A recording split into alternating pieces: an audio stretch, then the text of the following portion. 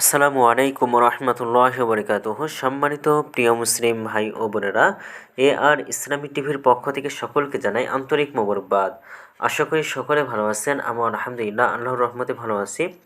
আজকে আপনাদের মাঝে আলোচনা করব যেসব দোয়া করলে আল্লাহ তাআলা খুশি হন, সেই দোয়াগুলো সম্পর্কে আলোচনা করব। তো চলুন আমরা জেনে নিই। আল্লাহ বান্দার অক্ষমতা প্রকাশকে খুব পছন্দ করেন। বান্দা নিজের ভুলের জন্য অনুতপ্ত থাকবে এবং আল্লাহর নিকট ক্ষমা প্রার্থনা করবে, তওবা করবে। এটা আল্লাহর পছন্দ করেন। হাদিসে এসেছে, হজরত হারিস ইবনুল সুয়াইদ রাদিয়াল্লাহু তাআলা আনহু থেকে বর্ণিত, তিনি বলেন, আব্দুল্লাহ রাদিয়াল্লাহু তাআলা আনহু অসুস্থ ছিলেন। তার সেবা করার জন্য কোনো এক সময় আমি তার নিকট প্রবেশ করলাম। তখন তিনি আমাকে দুটি হাদিস বর্ণনা করলেন, একটি নিজের পক্ষ হতে এবং অন্যটি রাসূলুল্লাহ সাল্লাল্লাহু আলাইহি সাল্লাম এর পক্ষ থেকে। তিনি বলেন, আমি রাসূলুল্লাহ সাল্লাল্লাহু আলাইহি সাল্লামকে এ কথা বলতে শুনেছি যে আল্লাহ তাআলা তার মুমিন বান্দার তওবার কারণে এই ব্যক্তির চেয়েও অধিক আনন্দিত হন যে লোক ছায়া পানিহীন আশঙ্কাপূর্ণ বিজন মাঠে ঘুমিয়ে পড়ে এবং তার সাথে থাকে খাদ্য পানি সহ একটি সওয়ারি। এরপর ঘুম হতে সজাগ হয়ে দেখে যে সওয়ার কোথায় অদৃশ্য হয়ে গেছে। তারপর সে সেটি খুঁজতে খুঁজতে তৃষ্ণার্ত হয়ে পড়ল এবং বলে, আমি আমার পূর্বের জায়গায় গিয়ে চিরনিদ্রায় আচ্ছন্ন হয়ে মারা যাব। এই কথা বলে সে মৃত্যুর জন্য বাহুতে মাথা রাখল। কিছুক্ষণ পর জাগ্রত হয়ে সে দেখল পানাহার সামগ্রী বহনকারী সওয়ারটি তার কাছে। সওয়ারি এবং পানাহার সামগ্রী পেয়ে লোকটি যে পরিমাণ আনন্দিত হয়, মমিন বান্দার তওবার কারণে আল্লাহ তার চেয়েও বেশি আনন্দিত হন। সহিহ মুসলিম শরীফ। কাতাদা রহমতুল্লাহ আলাইহি বলেন, মহান আল্লাহর বাণী, তোমরা সবাই আন্তরিকতার সঙ্গে আল্লাহর কাছে তওবা করো। সূরা আত-তাহরিম। আব্দুল্লাহ ইবনে মাসউদ রাদিয়াল্লাহু তাআলা আনহু দুটি হাদিস বর্ণনা করেছেন, একটি নবী করিম সাল্লাল্লাহু আলাইহি সাল্লাম থেকে আর অন্যটি তার নিজ থেকে। তিনি বলেন, ঈমানদার ব্যক্তি তার গুনাহগুলোকে এত বিরাট মনে করে যেন সে একটা পর্বতের নিচে উপবিষ্ট আছে, আর সে আশঙ্কা করছে যে সম্ভবত পর্বতটা তার উপর ধসে পড়বে। আর পাপিষ্ঠ ব্যক্তি তার গুনাহগুলোকে মাছির মতো মনে করে, যা তার নাকে বসে চলে যায়। এই কথাটি আবু হিশাম নিজ নাকে হাত দিয়ে দেখিয়ে বলেছেন। তারপর নবী করিম সাল্লাল্লাহু আলাইহি সাল্লাম হতে বর্ণিত হাদিসটি বর্ণনা করে বলেন, নবী করিম সাল্লাল্লাহু আলাইহি সাল্লাম বলেছেন, মনে করো কোনো এক ব্যক্তি সফরে কোনো স্থানে অবতরণ করলো। সেখানে প্রাণেরও ভয় ছিল। তার সঙ্গে তার সফর বাহন ছিল, যার উপর তার খাদ্য এবং পানীয় ছিল।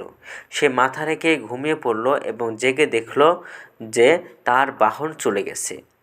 তখন সে গরমের এবং পিপাসায় কাতর হয়ে পড়ল এবং বাড়ি বলেন যে আল্লাহ যা চাইলেন তাই হলো। তখন সে বলল যে আমি যে স্থানে ছিলাম সেখানেই ফিরে যাই। এরপর সে নিজ স্থানে ফিরে এসে আবার ঘুমিয়ে পড়ল।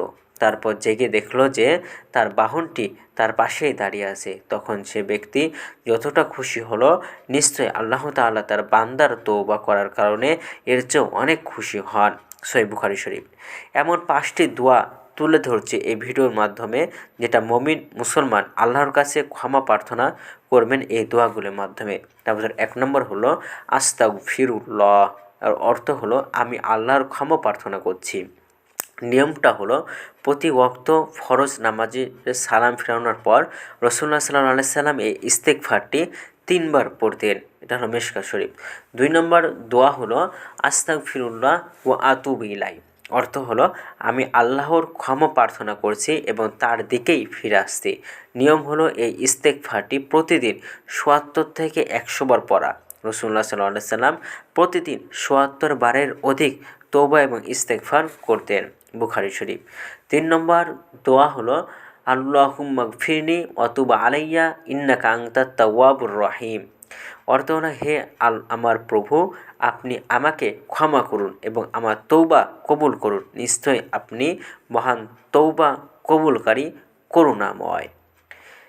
এর নিয়ম হলো রাসূলুল্লাহ সাল্লাল্লাহু আলাইহি সাল্লাম মসজিদে বসে এক বৈঠকেই এই দোয়াটি ১০০ বার পড়েছেন। আবু দাউদ, ইবনে মাজাহ এবং তিরমিজি, মিশকাত শরীফে এই দোয়াটা এসেছে। ৪ নম্বর হলো আস্তাগফিরুল্লাহাল্লাযী লা ইলাহা ইল্লা হুয়াল হাইয়ুল কাইয়্যুম ওয়া আতুবু ইলাইহি। অর্থ হলো আমি এই আল্লাহর কাছে ক্ষমা চাই, যিনি ছাড়া প্রকৃত পক্ষে কোনো মাবুদ নেই। তিনি চিরঞ্জীব, চিরস্থায়ী এবং তার কাছেই তওবা করে ফিরে আসি। নিয়ম হলো দিনের যে কোনো ইবাদত বন্দেগী তথা ক্ষমা প্রার্থনার সময় এভাবে তওবা ইস্তেগফার করা। হাদিসে এসেছে এভাবে তওবা ইস্তেগফার করলে আল্লাহ তাআলা তাকে ক্ষমা করে দেবেন, যদিও সে যুদ্ধক্ষেত্র থেকে পলায়নকারী হয়। আবু দাউদ, তিরমিজি এবং মিশকাত শরীফ। এবং ৫ নম্বর ইস্তেগফার হলো বা দোয়া হলো আল্লাহুম্মা আনতা রব্বি লা ইলাহা ইল্লা আনতা খলাকতানি ওয়া আনা আবদুকা ওয়া আনা আলা আহদিকা ওয়া ওয়া'দিকা মাসতাতু আউযু বিকা মিন শাররি মা সানাতু আবুউ লাকা বিনি'মাতিকা আলাইয়া ওয়া আবুউ লাকা বিযামবি ফাগফিরলি ফাইন্নাহু লা ইয়াগফিরুয যুনুবা ইল্লা আনতা। অর্থ হলো, হে আল্লাহ, তুমি আমার প্রতিপালক, তুমি ছাড়া কোনো ইলাহ নেই, তুমি আমাকে সৃষ্টি করেছ, আমি তোমারই বান্দা, আমি যথাসাধ্য তোমার সঙ্গে প্রতিজ্ঞা এবং অঙ্গীকারের ওপর আছি। আমি আমার সব কৃতকর্মের কুফল থেকে তোমার কাছে আশ্রয় চাই। তুমি আমার প্রতি তোমার যে নিয়ামত দিয়েছ তা স্বীকার করেছি, আর আমার কৃত গুনাহের কথাও স্বীকার করেছি। তুমি আমাকে ক্ষমা করে দাও, কারণ তুমি ছাড়া কেউ গুনাহ ক্ষমা করতে পারবে না। নিয়মটা হলো সকাল এবং সন্ধ্যায় এই ইস্তেগফারটা করা। ফজর এবং মাগরিবের নামাজের পর এই ইস্তেগফার পড়তে ভুল না করা, কেননা হাদিসে এসেছে যে ব্যক্তি এই ইস্তেগফার সকালে পড়ে আর সন্ধ্যার আগেই মারা যায়, কিংবা সন্ধ্যায় পড়ে সকাল হওয়ার আগেই মারা যায়, তবে সে জান্নাতে যাবে। সুবহানাল্লাহ। বুখারী শরীফ। ভিডিওটি যদি আপনাদের ভালো লাগে তাহলে কিন্তু অবশ্যই চ্যানেলটি সাবস্ক্রাইব করে পাশে থাকবেন। ধন্যবাদ সকলকে। আসসালামু আলাইকুম ওয়া রাহমাতুল্লাহি।